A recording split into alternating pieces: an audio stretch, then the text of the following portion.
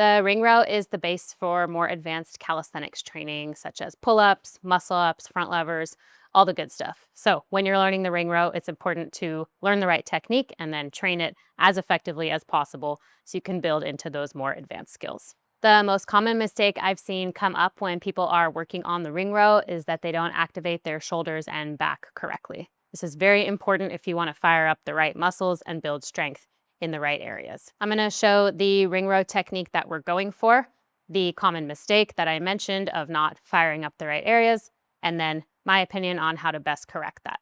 Here is the full ring row.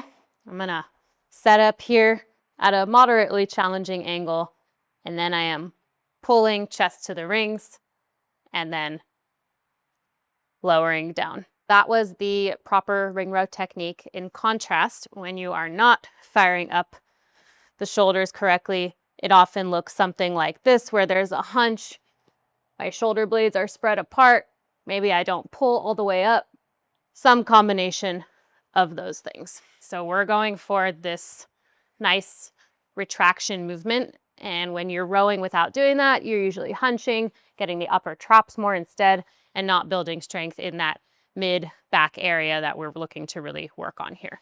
The simplest way that I found to have my clients work on this is to just work on that scapular initiation. So not even worrying about the row, but just working on this initial pull here. Right? If you've done that on a pull-up bar, it's very similar to doing these little shrugs that you often see people do when they're learning the pull-up. What you can do from there is really emphasize the scapular movement and then do the actual row. Once you've really built up just doing these, now you can do them and then pull all the way up. So I really emphasize this initial scapular activation and then pull all the way chest to the rings. This one is also key if you're finding that after your pulling drills, the day or two after, you're having soreness and tension in the upper neck.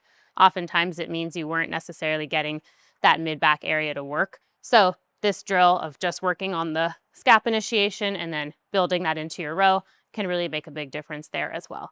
If you're finding that you're still not feeling like you're getting the shoulders to work the right way, you're still hunching up, whatever it is, a really simple way to adjust this is to walk your feet back and lessen the load.